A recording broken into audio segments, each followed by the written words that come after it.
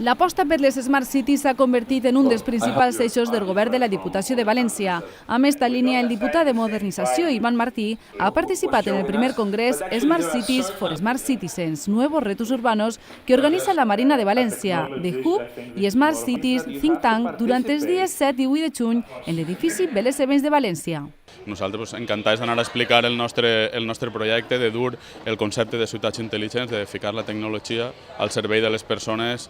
al llarg de tot el nostre territori, independentment d'on visquen, d'un poble gran, un poble menut, poder acostar-los aquesta tecnologia que es facilite la vida i que ajuda als gestors municipals a millorar la seva gestió diària. El diputat ha donat a conèixer Connecta València en la taula redona sobre gestió pública junt a Ramon Ferri, cap de l'Oficina de Ciutat Intel·ligent de l'Ajuntament de València, Letícia Ortega, arquitecta de l'Institut Valencià de l'Edificació, i Javier Ibáñez, coordinador del Centre d'Innovació Les Naus de València. No es tracta de ficar tecnologia perquè sí, sinó de fer als nostres ciutadans partíceps d'esta modernització i d'esta evolució del que seran les ciutats i els pobles del futur. El congrés s'emmarca en el programa de la Marina de València Living Lab, un ecosistema experimental obert basat en els processos de creació col·lectiva per a dissenyar un espai públic inclusiu i innovador on especialistes, empreses i representants públics han debatut sobre mobilitat, xarxes, energia, medi ambient i startups a les ciutats intel·ligents.